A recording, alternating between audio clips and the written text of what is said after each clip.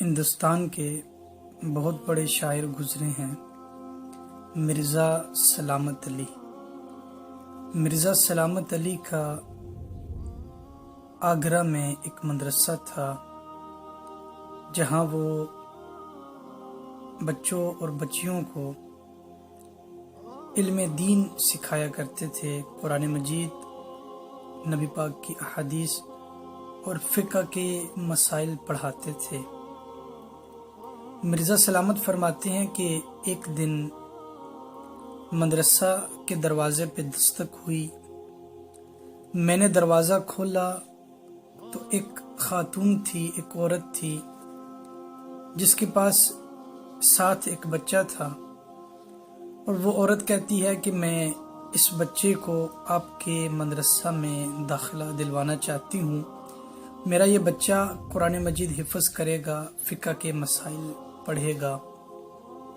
مرزا سلامت فرماتے ہیں کہ اس بچے کو مدرسہ میں داخل کر لیا، اور پھر ہوتا کیا ہے کہ جتنا سبق باقی سارے طلباء ایک ہفتے میں یاد کرتے تھے وہ ایک دن میں کر لیا کرتا تھا، جتنا سبق باقی سارے طلباء مہینے میں کمپلیٹ کرتے تھے وہ 2-3 دن میں کر دیا کرتا تھا۔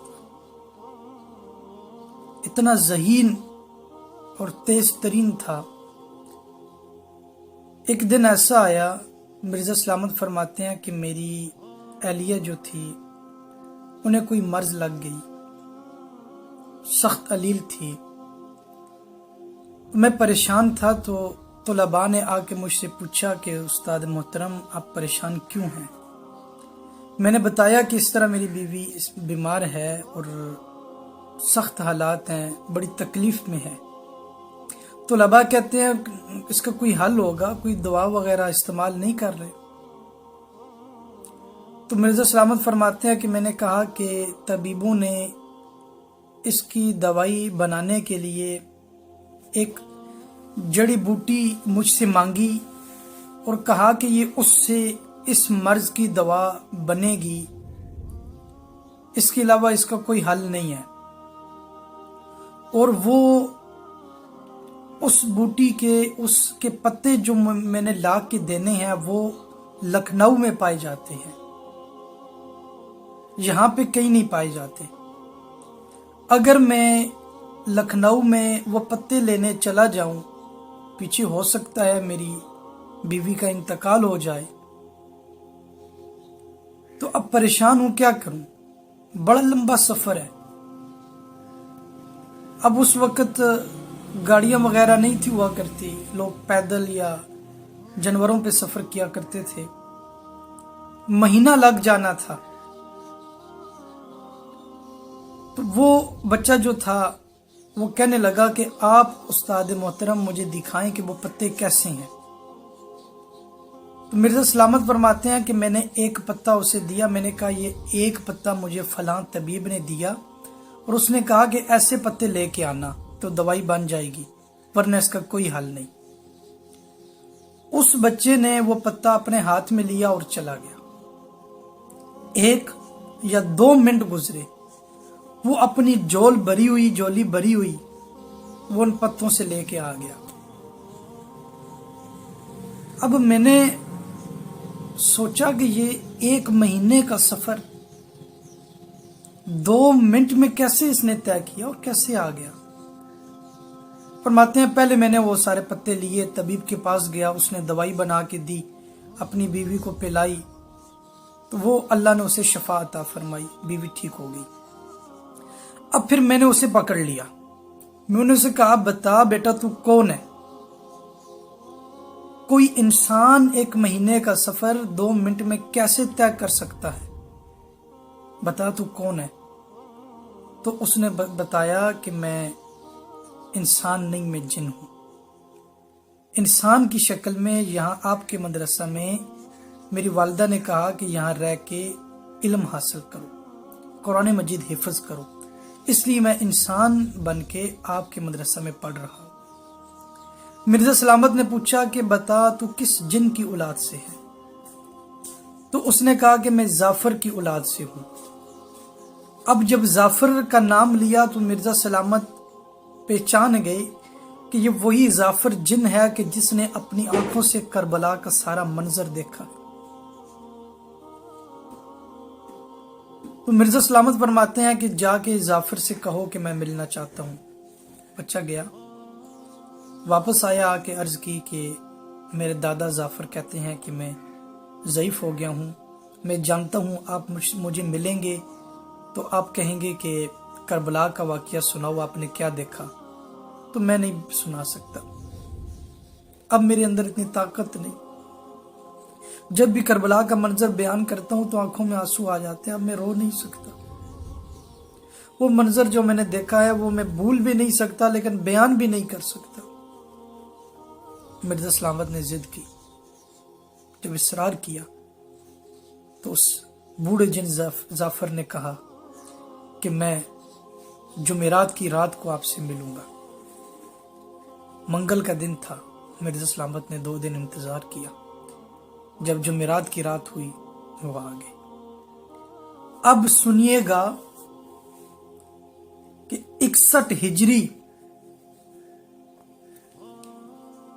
10 محرم کو میدان کربلا میں کیا ہوا۔ ایک جن جس نے اپنی آنکھوں سے سارا منظر دیکھا وہ مرزا سلامت کو سناتا ہے۔ وہ مرزا سلامت پوچھتے ہیں کہ بتا سارا شروع سے آخر تک کیا ہوا تھا؟ کہتا ہے کہ میرے بچے کی شادی تھی، ہم شادی میں مصروف تھے، میرا ایک کزن تھا، وہ دوڑتا ہوا آیا اور آگے کہتا ہے کہ میں کربلا کی وادی سے گزر کے آ رہا ہوں، وہاں پہ یزیدیوں نے علی کے صاحبزادوں کو گھیر رکھا ہے، وہ ان سے جنگ کرنا چاہتے ہیں۔ اور مرزا سلامت فرماتے ہیں کہ یہ جو جعفر جن تھا اس نے مولا علی کے ہاتھ پہ بیعت کی تھی، مولا علی کا مرید تھا، ان کا خادم تھا، ان کا شاگرد تھا۔ فرماتا ہے کہ میں نے جب یہ سنا میں نے سب کچھ وہیں چھوڑا، اسے کہا مجھے لے کے جاؤ۔ ہم دوڑتے ہوئے میدان کربلا میں پہنچ گئے، وہاں جب پہنچے دیکھا ابن زید نے، شمر نے، یزیدیوں نے آل رسول کو گھیر رکھا ہے۔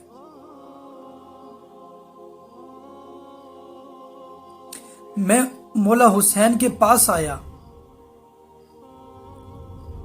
آ کے کہا کہ حضور اجازت دیں میں ان سب کو غرق کر دوں، کچل کے رکھ دوں، ان سب کو میں ان کے گلے گھونٹ کے انہیں مار دوں، انہیں غرق کر دوں یہیں اسی جگہ پہ، ان کا نام و نشان مٹا دوں گا۔ لیکن یہ جملہ غور کرنے کا، آگے سے مولا حسین نے کیا فرمایا؟ مولا حسین فرماتے ہیں کہ جعفر نہیں، پیچھے ہٹ جا، اگر ایسا کیا تو لوگ کیا کہیں گے؟ حسین نے نانے کی امت جنوں سے مروا دی، خود وہ ظلم کر رہے ہیں،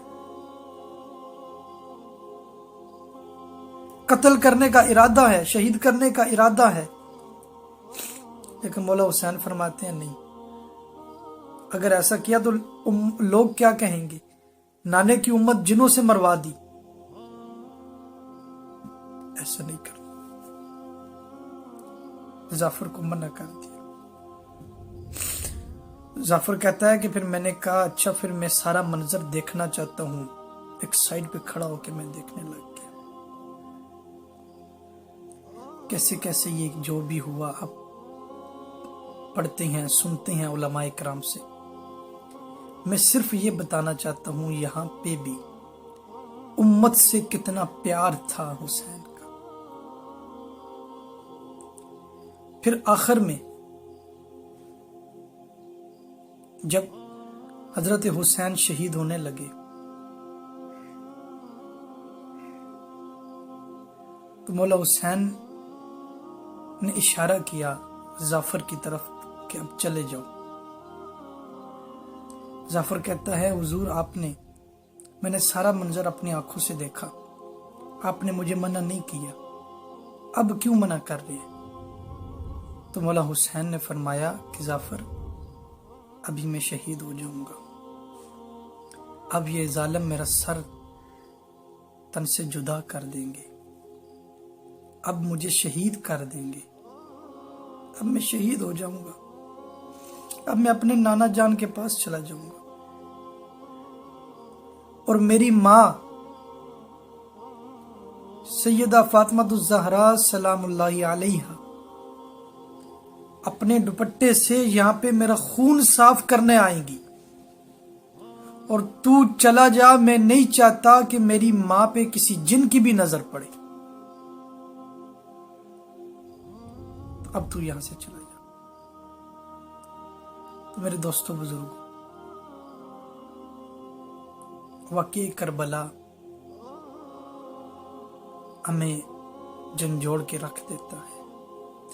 آج اتنا عرصہ گزرنے کے بعد بھی جب ہم اس واقعے کو پڑھتے ہیں یا بیان کرتے ہیں، ہمارا دل خون کے آنسو روتا ہے۔ کس قدر درد اور تکلیف ہوتی ہے، ہمیں دل دکھتا ہے۔ بکوں میں پڑھ کے، علماء سے سن کے ہمارے دل کی یہ کیفیت ہوتی ہے، اور امام زین العابدین جنہوں نے سارا منظر اپنی آنکھوں سے دیکھا، اس کے بعد ان کے دل پہ کیا گزری، انہوں نے اپنی زندگی کے باقی ایام کیسے گزارے، اگلے بیان میں انشاءاللہ تعالی یہ تفصیل سے بیان ہوگا۔